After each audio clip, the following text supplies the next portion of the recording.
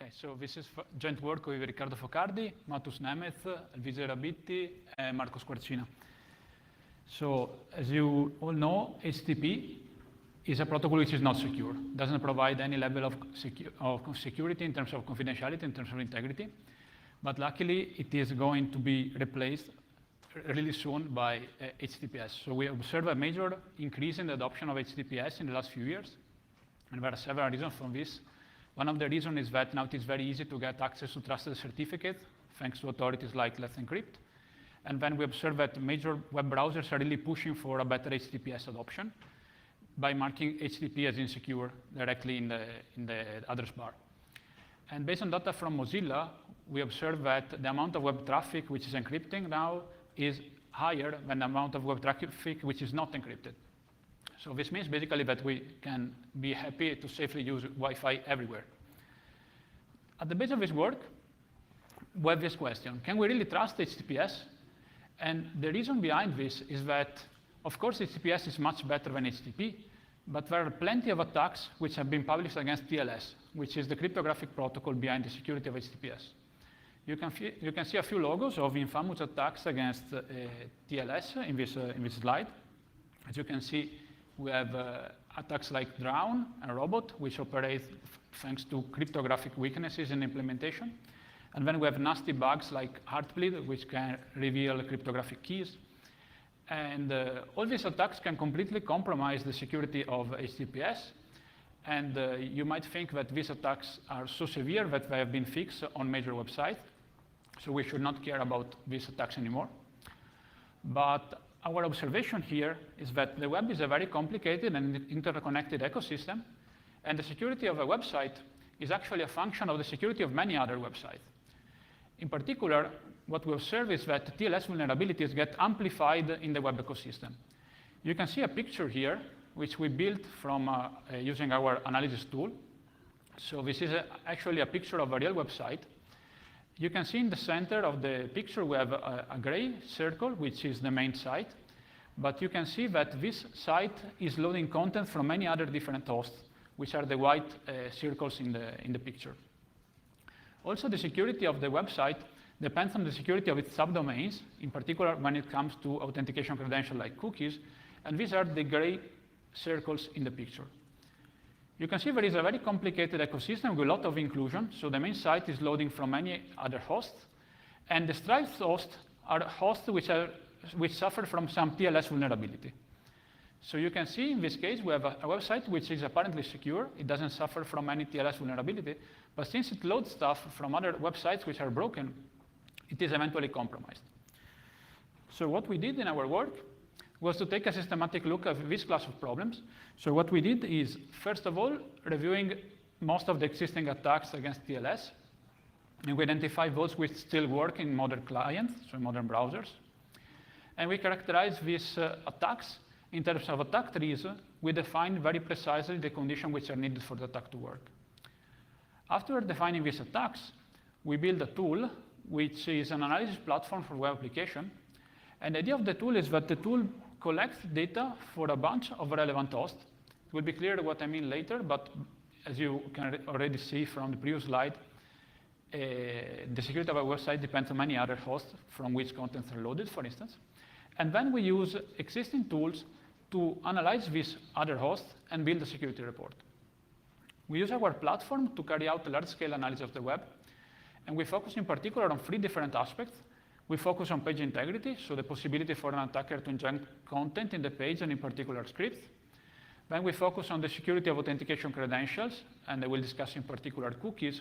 And then we will reason about the security implication of web tracking and broken TLS implementation in popular web trackers. To sum up, I can say that this is the first quantitative analysis of the impact of TLS vulnerabilities on web application security. This is the first contribution of our work. So we start by reviewing known attacks against TLS, and we characterize these attacks using attack trees, which are roughly Boolean formulas which can be used to express attack condition. You can see an example of a simple attack tree in the right part of the slide. So let's assume that the goal of the attacker is learning the session key, so that the attacker might be able to eventually decrypt the traffic. This is possible if the attacker is able to decrypt the RSA key exchange offline, which in turn is again possible if two conditions are true. The first condition is that an RSA key exchange is used, and this is only possible if either RSA used in the highest TLS version, or it is possible to force a downgrade to a TLS version which prefers RSA. And the second condition, which must be true for the attack to work, is that there is an RSA decryption oracle which is available on the target host, or on a host with the same certificate, or on a host with the same public RSA key. We developed this kind of attack trees, and by building on top of that, we characterize a family of insecure channels. So we have channels which are tainted, which means in particular that these channels suffer from confidentiality and integrity issues, which might allow the attacker to run man-in-the-middle attacks, so to be in the middle of the communication and read and modify everything which is sent, despite the use of HTTPS. Then we have leaky channels, which are not, let's say, as broken as to allow man-in-the-middle attacks, but still allow decryption. So if something is sent there, the attacker might be able to recover the content at some point. And then we have a class of partially leaky channels, which are channels which suffer from side channels vulnerabilities, which means that you can leak secrets sent over the channel, for instance, 1 bit at a time. So if a same secret is sent over the channel multiple times, you might be able to exfiltrate the full secret by using the side channel.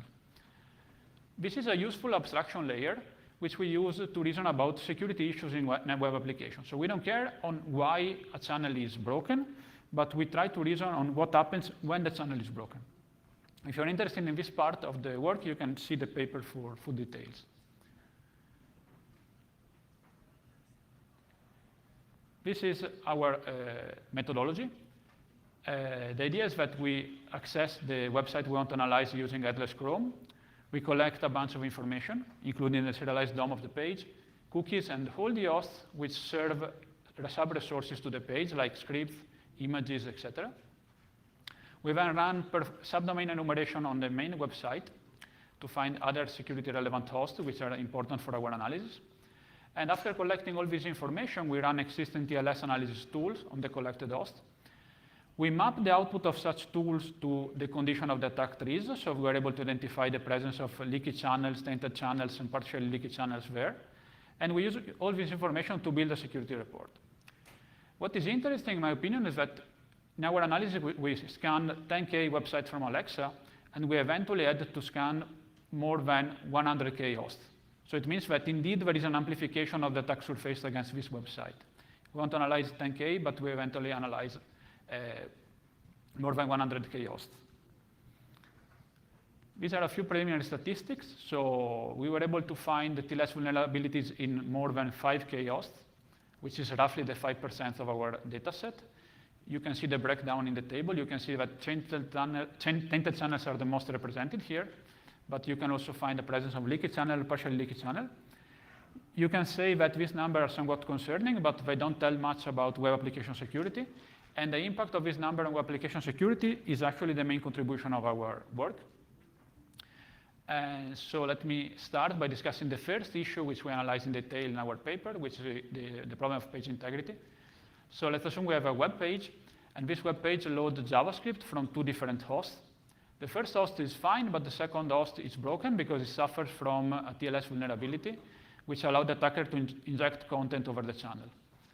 What we observe in practice is that around 900 web pages are at the danger of script injection due to the presence of tainted channels. And what I find interesting in particular is that in the large majority of cases, the problem is not on the homepage itself, but the problem is due to the inclusion of scripts over tainted channels. So it means that the main host is fine, but it loads stuff from other hosts which are actually broken. And this is the case for the 75% of the website we analyzed. We can, in principle, defend against these attacks by using sub-resource integrity, because you can provide an hash of a script for the browser to check. But what we observe in practice is that at the moment, the adoption of SRI is really ineffective. SRI is not really used on many websites, and even websites which make use of SRI do not actually patch all the possible channels for content inclusion. Another interesting takeaway from this part of the analysis is that there are a few popular a script provider which lead to a vulnerability amplification, because many websites load content from this script provider, but these script providers are broken. Here you have a couple of examples. You can see that around 200 home pages are broken by the inclusion of scripts served by a vulnerable host of Baidu. And we have more than 100 home pages which include content from a vulnerable host owned by LinkedIn. A second aspect we analyze is the use of cookies. Cookies are the cornerstone of client authentication on the web. They're a security critical component. They can be set as a host only, which means that the host will set the cookie for itself. But most of the times, cookies are set as domain cookies, which means that they're shared across different subdomains. The implication of this choice is that the attack surface against cookies is particularly large. There are several tricky considerations to be done when it comes to cookies. In terms of confidentiality, we have to be careful about this domain sharing, because it means that if a cookie is shared between multiple subdomains, a vulnerability of a single subdomain might be enough for the attacker to disclose the cookie value. And if the attacker discloses the cookie value, it might be eventually able to impersonate the victim, which is the owner of the cookie. Then, since cookies can be forced to be sent by the attacker by forging HTTP traffic, it means that for exfiltrating cookie, partially leaky channels are good enough. So the attacker can use these simple side channels to leak cookie values by forcing a lot of web traffic. So cookies are particularly vulnerable in this respect. And it is also possible for the attacker to steal cookies by injecting scripts inside pages, because scripts can normally access cookies unless these cookies are marked with the HTTP only attribute. So the attack surface against cookies is particularly high. And similar consideration applies to integrity, because also in the case of integrity consideration, the subdomains can set cookies for the main website. And it is possible to mitigate this issue by using the host prefix, which forces cookie to be set without the domain attribute, so without any form of domain sharing. But as we will see, this is not very commonly used in the web at the time being. These are a few numbers. So you can see the percentage of cookies on which we were able to find a confidentiality or integrity issue due to the presence of some TLS vulnerability. As you can see from the table, the attack surface against domain cookies is much larger than for host-only cookies. As I said, since domain cookies are shared between multiple hosts, it is much easier to attack them. So we find roughly double the number of vulnerable cookies if we just focus on the percentage. And in particular, we observe that for more than 400 websites, all the session cookies have low confidentiality. So it means we use some heuristic to detect session cookies. But what we observe is that it is very easy to have a possibility of session hijacking of this prominent website. If we could mark all this cookie with the HTTP-only attribute, we would significantly limit the attack surface, because the number of vulnerable websites will be around half of this number. But of course, this might have an impact on compatibility. So we cannot just stipulate that this cookie cannot be accessed by JavaScript, and at the same time being sure that this is not going to break website. Then we observe that more than 500 websites have session cookies, all of which have low integrity. In principle, we can mitigate this issue by using the host prefix. And in particular, this will help in more than 100 cases. But we observe that only one website in our dataset is using the host prefix to prevent cookie sharing between subdomains. And we also estimated that there are a few cases, 22, where it is possible to deploy the host prefix without breaking compatibility, but the websites are not doing so. Last part of the analysis is related to the web tracking. In particular, we start from the observation that TLS vulnerabilities in popular trackers might enable privacy leaks. In particular, if tracking cookies are sent over leaky channels, the attacker might be able to build cross-site navigation profiles of users. And this issue can be amplified if the attacker can actually force scripts to load this content from the trackers in other pages. We have a similar analysis for tracking cookies published at the WWW in 2015, but that analysis focused on HTTP traffic. Here instead we focus on HTTPS traffic, which is not completely secure due to the presence of vulnerability, but the methodology is pretty similar. Here a few examples. These are examples of hosts which are vulnerable. These are used by trackers. And they are very popular because you can see that they're included by many different hosts. And we estimate, based on the numbers that we have in the paper, that attacking a single publisher alone, like PubMatic, will allow profiling over more than 140 websites. And the attack can be amplified if the attacker plays the active role of injecting scripts in error pages. And it is possible, in particular, to increase the profiling to almost 1,000 websites. So to conclude, HTTPS is essential for web application security, but it is not a final solution. In particular, we have to ensure that HTTPS is deployed correctly. Otherwise, attacker might be able to exploit TLS vulnerability to run nasty attacks. We have seen some of the attacks in this talk. In particular, we estimated the page integrity issues in 10% of the home pages, which we analyzed. And we observed that in most cases, these issues are related to remote script inclusion. So the main host is fine, but the home page is loading stuff from hosts which deploy HTTPS insecurely.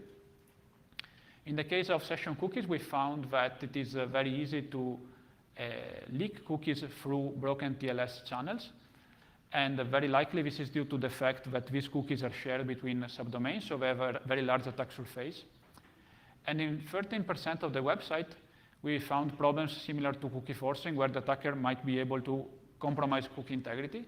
It is possible to reduce attack surface for this by using the host prefix for cookies, but no one is using it basically as of now. And finally, we analyzed web tracking, and we observed that broken TLS implementation in web trackers can be used to build accurate cross-site navigation profiles across different websites. And a single leaky tracker enables profiling on more than 140 websites. And it is possible to make this attack stronger by exploiting script injection. So let's say the main goal of our research was showing that even if we move to full HTTPS, TLS vulnerabilities can still represent a serious issue to the security of the deployment. And we want to really reason on how to improve on this state of the art. In particular, the upcoming release of TLS 1.3 in major browsers will definitely help in improving this situation. So very briefly to conclude, we are currently looking for internships because we are still developing this tool in collaboration with CryptoSense because we want to release the tool as a web application for people to use. So if you are interested in developing work on these kind of topics, you can contact me or Riccardo Focardi at these addresses. Thank you for the attention.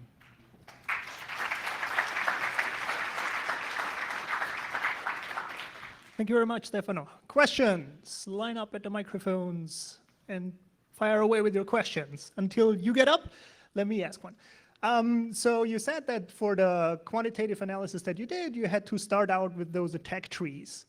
Can you shed a word or two on how you came up with those trees? What's the process for doing that? Yeah. So basically, the construction of the attack trees are based on extensive literature of the review, an extensive review of the literature. And you can see an example in this slide. What we did was take an assumption that the user is navigating the web using a modern client. So we have some strict requirement by Mozilla, which is called the modern compatibility requirement for TLS security. So we assume that the user is accessing the web from a client which is updated. And based on this, we identify conditions for attacks which fall into this category to be true. And we estimate the presence of this kind of vulnerabilities by scanning hosts and mapping the output of known tools like TLS attacker against the condition of the attack trees. That's roughly the idea. Hey, Thomas Kerber, University of Edinburgh. I wanted to ask, what sampling set of websites did you use? Because you throw a lot of numbers around, but I don't know what the corresponding reference is. Okay, so we accessed the Alexa website.